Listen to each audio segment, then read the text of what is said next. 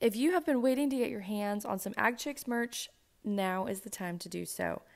All of the Ag Chicks merch will be on sale on the website if you use code AGCHICKS at checkout. All of the Ag Chicks merch, meaning hats and t-shirts and stickers, will be on sale to help you prep for the holidays and make sure that everyone has some Ag Chicks merch going into the new year.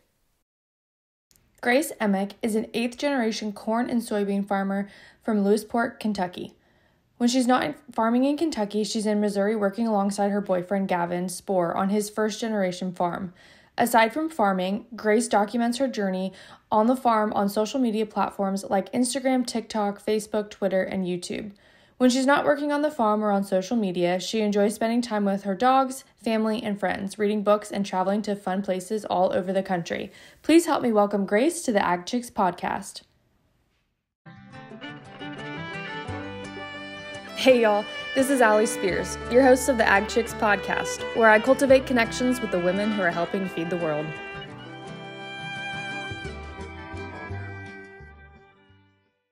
So let's kind of start from the beginning, if you are good with that. So where are you located for those who maybe are unaware of where you're at? I'm located in Lewisport, Kentucky, which is western central Kentucky, right on Okay, the Ohio River. right on the Ohio River. Okay, awesome. And have you always been there, or is that somewhere you moved to? We've always been there. My family farm has been there for over 200 years. Oh wow, okay. So do you consider yourself what generation then? I would be the 8th generation. 8th generation. Wow, okay. Awesome. So growing up, did you always know that you wanted to be involved in agriculture, or is that something that kind of just happened? It started at a really young age. I remember actually the exact moment that I told myself I wanted to farm forever. I was, which is such a weird thing to remember, but I was 9 Oh and wow. my dad let me drive the combine for the first time. And I remember just sitting there, just driving it. And, I wasn't really doing a whole lot, just moving the steering wheel, but I decided right then and there that I wanted to do this forever. And I made it happen. That's so cool. I love stories like that when you can pinpoint exactly when you made that conscious decision of like, this is what I want to do, or I really enjoy this. So that's really, really interesting and super cool. And so, uh, then when you like as you were growing up and stuff, were you involved in like 4-H and FFA or not so much? Yes, I was. So, where I'm from, 4-H and FFA, they're like good programs, but they're not as intense as I've seen other people get into it. So I was involved, but it wasn't like something that I dedicated a whole lot of time to, I guess. Yeah, no, that makes sense. I can kind of relate to that a little bit. My high school actually did not have FFA, so I wasn't involved until I was a junior, I guess, because I could drive myself. So I Hmm. get that. I enjoyed it obviously from the agriculture aspect of it, but it wasn't something that I was like so heavily involved in. And then moving to Texas, that's something that I feel like is massively important here. And so it's just kind of funny to see how locationally it can be different in terms of where you're at and obviously kind of the agriculture that surrounds you a little bit too. Right, Um, right. so for you, I know you are involved in corn and soybean farming. Um, can you tell us a little bit about that in terms of like, let's I guess start with corn maybe. What does that look like for you guys in terms of the whole process of like planting, harvesting, all of that kind of stuff? So the way that we do things at our farm is a little bit different than most people would. It's usually just me and my dad, and he Okay. works full time at a factory. So a lot of the time, it's just me out there. During planting season, he does all of the planting because I can't drive straight. So I refuse to do it because I don't want our fields to look like garbage whenever they start to grow up. So I do all the tillage, he does the planting, and then we hire out all of our spraying, so we don't have to worry about any of that. And then come harvest time, uh, I do a lot of it. um, Okay. so whenever he's gone at work, I'll combine, truck, grain cart, I'll do everything. And then once he gets back, typically the elevator's closed, so we'll just fill everything up and call it a night.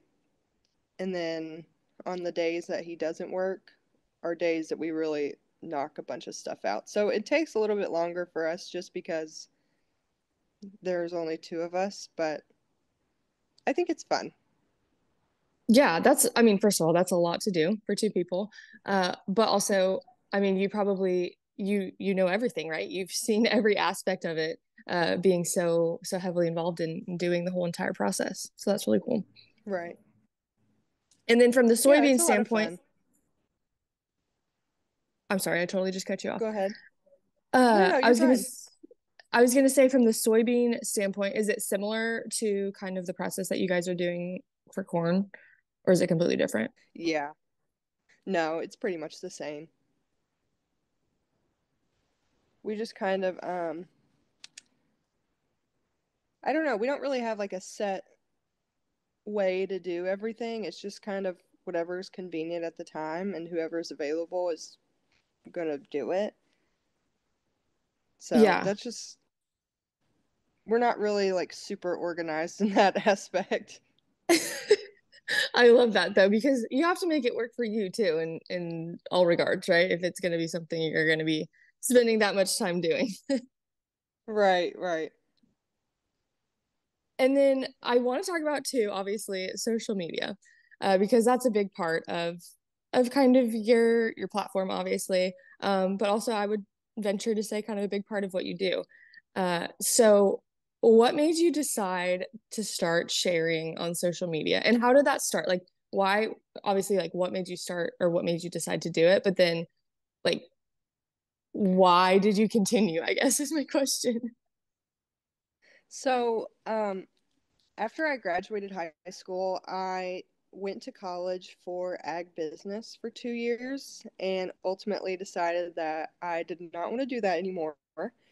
So I dropped out without a plan or really anything.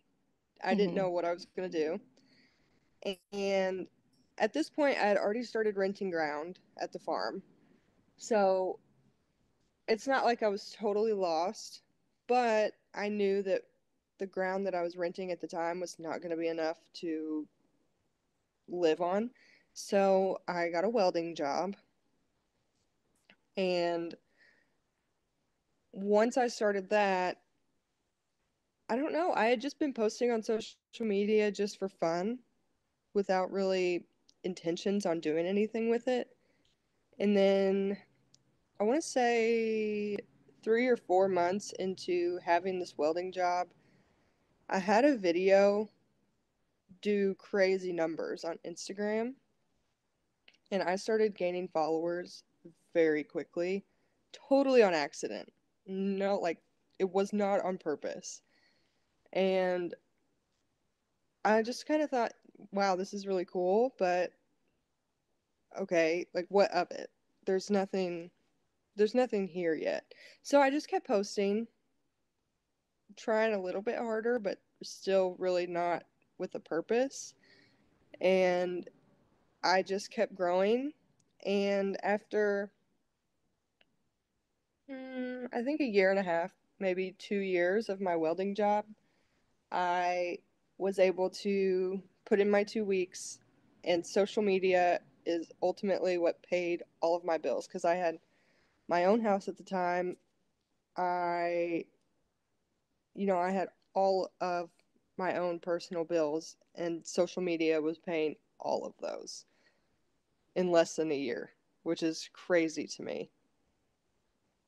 Wow, So, that is crazy. Yeah. And so okay, so you started sharing, it kind of blew up. First of all, I want to go back to the welding situation for just a second because how stinking cool. Um, because I mean, I'm sure, as you know, right? Not a super common role for women. But I think it's awesome when you can share what you're doing, and people can connect with that and obviously see like, oh, this is something that I could be doing if this is something I want to pursue as a woman, right? Just because you're gender, like that shouldn't hold you back from career roles that you potentially want to pursue. But what was what was that like? I mean, obviously like hard work, uh, potentially long hours there, but it's great money too. So how cool that you chose that avenue to kind of start out, I guess. But then how cool that you got to change and do what you really wanted to do as well. Right. So like I really enjoyed it and I do really love welding. I took some welding classes, like some college welding classes in high school, and I thought it was fun, but I didn't really see a career out of it. And then once I dropped out of college, my brother actually also worked there, which is how I even knew of this place. And I went there to borrow a trailer, actually. So this is how it happened, how I got my welding job. I went there to borrow a trailer so that I could move home from college. And while I was picking up the trailer, I pitched myself and I got the job right then and there. So before I dropped out of college, stayed there throughout the summer because I was working on a cattle farm, and I had no idea what I was going to do after that. And I managed to land myself a pretty good job before I even moved home, which isn't something that I had planned on. Typically, you want to figure out where you're going to work and then take the steps to move back. Right. But I just somehow I managed to make it all work flying by the seat of my pants, I guess. So I started working there and it was a lot of fun. And actually, the guys that I worked with were all pretty nice and it wasn't, I didn't really face discrimination in the workplace. Like, it wasn't anything like that. I had pretty fair opportunities just like everybody else, which was really great because I've definitely had jobs where that's not the case. Mm-hmm. So I wasn't sure what to expect, but it turned out to be a really good experience, and I'm really glad that I did it. How cool. And what a like important skill to have too, I feel like. Especially in farming, there's always something breaking down that you could potentially be fixing, right? With a good welding know-how, I guess. So what a great skill to have no matter what. Oh yeah, definitely. And that's also another reason I did it was just to learn a little bit more because I did learn a lot in my welding classes, but there's only so much you can learn inside a classroom and there's so much skill to be had on the job site. Oh, absolutely. Yeah, for sure. And I was also an ag business major, so I understand the struggle of not wanting to finish or pursue that, because those classes are hard as heck. And some days I still wonder, like, how did I finish? Like, how did I graduate? But I definitely feel you on that one for sure. But I commend you for like realizing this is not what I want to do and being able to take that step to change things and do what you did want to do. So that's, I think, really inspiring to hear, obviously, too, that through your hard work and determination, like you made it happen. And so um, I commend you for that because that is something that would terrify me. But I think if you have the right characteristics and qualities, you can get through it. So I commend you on being able to do that and do it Right. successfully. Well, thank you. It was very scary for sure. I was terrified. I didn't know, because there's so much unknown dropping out of college. And then even after um, quitting my welding job, there was so much unknown. And at that point, I had told myself, there's only one option here, and that's this is going to work, and I'm going to make it work no matter what I have to do. And somehow I managed, and I quit my welding job, I think 2.5 years ago now.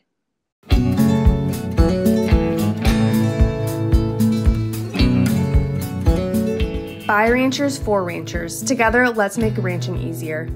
Previously known as Cattle Back Box, Strayhorn has rebranded to better match their ability to push the envelope in creating innovative animal management products to serve the ranching community. Strayhorn is rooted in tradition and ranching legacy, but they believe in the opportunity of looking at things with a new perspective to drive the industry forward. Check out all of the things that Strayhorn has to offer you and your herd. Wow. Been doing this ever since, which is crazy. Time flies.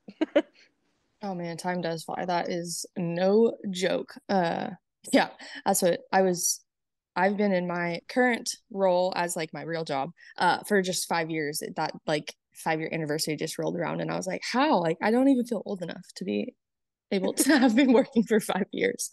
But Right?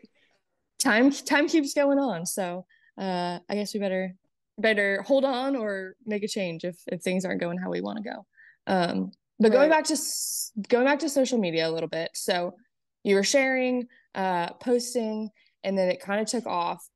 When it did take off for you, would you say that that was something? I mean, obviously, typically if you're posting on social media with a purpose, I know you said you kind of weren't at first, but when you're posting with a purpose, that's kind of the goal, right? Is to take off and potentially make money and a career out of it. But what were the challenges that came with kind of growing so quickly as well? That's a good question that people don't typically ask. Um, Sorry. no, you're fine. Definitely a mental challenge. So when I was growing up, I didn't really face a whole lot of like discrimination, I guess you could say, about being a woman in a male dominated field. Mm-hmm. I didn't really feel that just because I had a really awesome support system around me and in my community and my family. And then I had one job where it was a little bit, I didn't really get fair opportunities. But other than that, I didn't really face any like sexist comments or anything like that. So, one of the hard things about starting on social media is you get people from all over the world leaving their 2 cents, and all of a sudden I was heavily exposed to that, and that was really hard on just my mental health. Ultimately, it wasn't awful just because I'm a big girl. I know that people just leave comments when they're insecure, but it's it definitely took a toll on me at first. And just hate in general, not even people being sexist or anything like that. Just the hate that comes with it is a little bit insane, and I guess I wasn't expecting that. But at the same time, I didn't really intend for any of this to happen, so I wasn't expecting anything. Right. um, but that was definitely one of the hardest parts was facing people in the comments being jerks. Yeah. Well, I think what you say about the mental health aspect of social media, I mean, I think it's something people are starting to talk about for sure, but I don't think people understand it until there is a significant following or you are getting significant amount of comments or likes or whatever on your content. Because it's almost like you open yourself up in a vulnerable way that you maybe don't intend to sometimes, but like, I mean, it's your face, it's potentially a location, it's equipment, like it's all of the things that you never have thought twice about, but then suddenly everyone can see it and everyone can make a judgment on it. And it like, I don't know.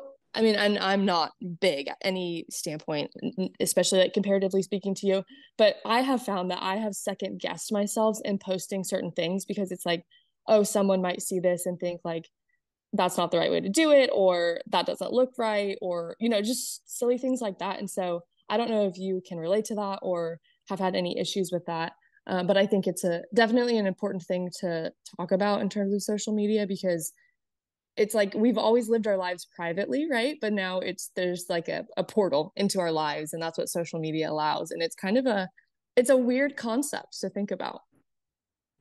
No, definitely. And there's been some times for sure where I've kind of looked at something that I wanted to post and been like, maybe I shouldn't post this. Maybe this, and not because I'm embarrassed of it or if I think we're doing it the wrong way or anything like that, just because I know people will take anything and twist it to make it so absurdly incorrect. So, an example, um, one of the YouTube videos that I was filming during soybean harvest, one of our fields had a lot of weeds in it, like a lot of water hemp.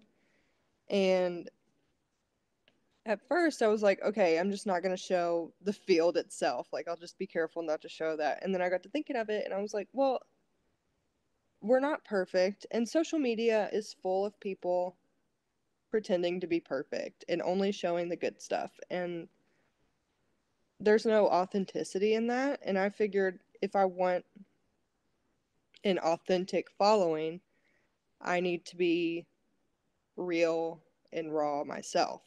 So ultimately, I've gotten to a point where I'm just going to show it and people can say whatever they want. But I know that sometimes things happen. Sometimes things go wrong, not how you intend. And that's just part of life. And it would be silly to pretend like nothing ever goes wrong. And yeah, I'm just trying to be as real as possible while also preserving a little bit of privacy, I guess you could say. But ultimately, no matter what you do, no matter how perfect you make your life look, people are going to find a way to hate on it and put their unwanted 2 cents into it. So might as well just post whatever you want. Oh yeah, yeah, for sure. And I think too, there's another element that comes with all of that when we're talking about agriculture online too. And do you like what has been your experience? I mean, obviously you shared a little bit about kind of the negativity or surrounding things, but would you say overall it's negative or positive when talking about agriculture and kind of through your platforms? Or does agriculture not really have anything to do with it, do you think? Um, I think overall would be positive. Most of the people on my social media are following me because they enjoy ag and they just simply want to know more. They don't want to drag the ag industry and make it seem like something it isn't, like this big bad corporation. So I'm pretty lucky on that aspect, not too controversial on agriculture as a whole. That's good. That's important because I think sometimes, right, when because we are involved in agriculture, there can be a negative connotation of things. So it's important when things are important and also I think beneficial when the conversations can be positive and like actual learning experiences. So would you say most of your audience is are people involved in agriculture, or do you think there's a kind of a um, element of it that's also not? Mm, I think most are involved in agriculture in some way, whether that be simply just living in a farm town or being like fully hands-on in a Mhm. farming operation. I think most of my followers are involved in some kind of way. Yeah, I think that makes sense. And that's kind of I'd say that's the other challenge, right, of social media is if we really are trying to connect with people not in agriculture. I think it's social media is a great start, but I don't know, right? There's so many layers to it and the algorithms and all that kind of stuff because people are going to see what they want to see based off of those already built-in structures. So I think sometimes it's harder to reach that audience that may not be not not as open to agriculture or just don't have any knowledge or connection to it as well. Right. And there are definitely, I think more of like livestock accounts get a lot more controversy just because that's a hot topic right now. But there's definitely slowly there have been people creeping in my comments talking about how GMOs are bad. And that's usually like the only negative comment that I'll get is how GMOs are bad. But um, livestock is a whole nother avenue of negative for sure. Oh yeah, it's a whole other ball game. Um, Yeah.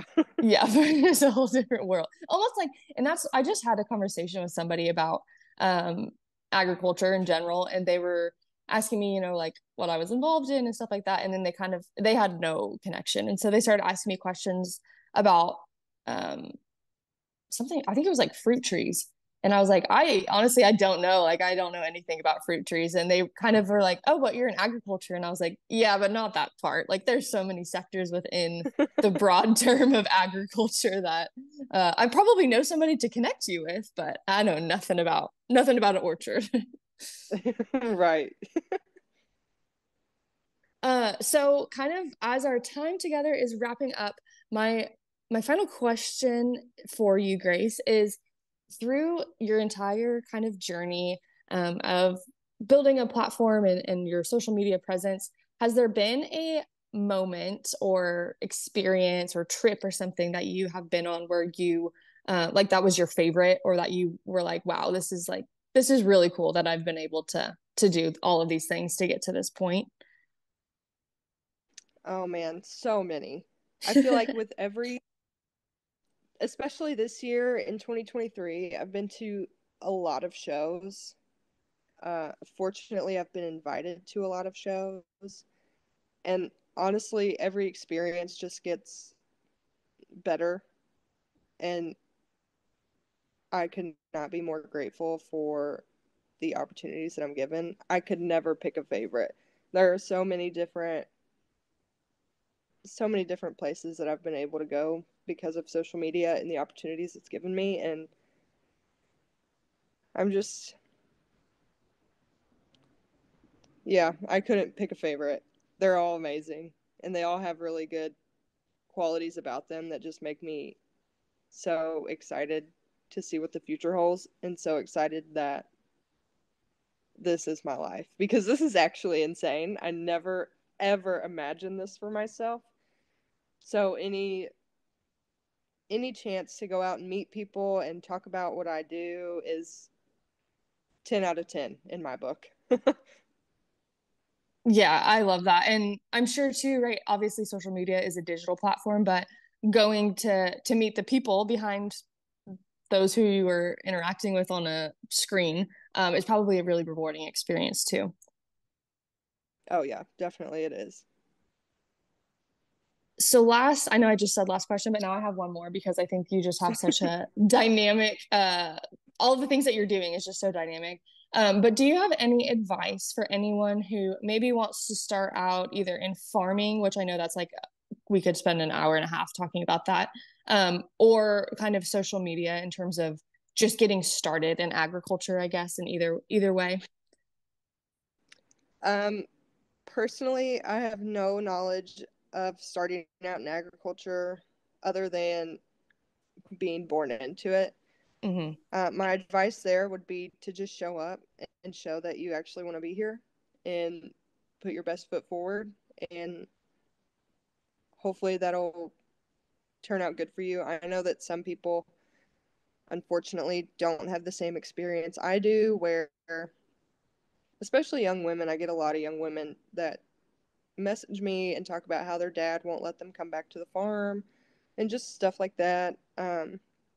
Finding opportunities, whether it be on your own farm or on someone else's farm, is a really great way to get started. Um, as far as social media goes, you just have to post. You just have to get started. You just have to jump into it because you're never going to know what your purpose is on social media until you've tried it. And it's all trial and error. That's what it is. You just post things, continue to do what works, and stop doing the things that don't. Um, and meet some fun people on the way. That's one of the big things about social media that I really love is I've met some of my best friends on social media. But either way, with anything that you want to do in life, you just have to jump in and do it and figure out the rest later. No, I think that is great advice. And Grayce, I just want to say thank you again for joining me today. I've really enjoyed chatting with you and getting to know a little bit more about you. If anyone is listening and they would like to connect, what is a good way or good place for them to do so?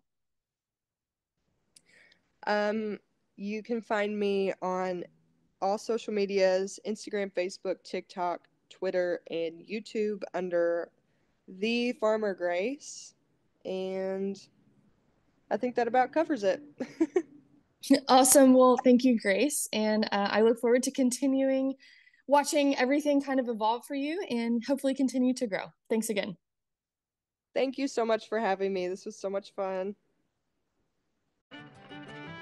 Thanks so much for tuning into this episode of Ag Chicks. Don't forget to follow along on social media at Ag Chicks for more agricultural related content, and also be sure to check out your favorite podcast gear from www.agchicks.net. We'll see you next time.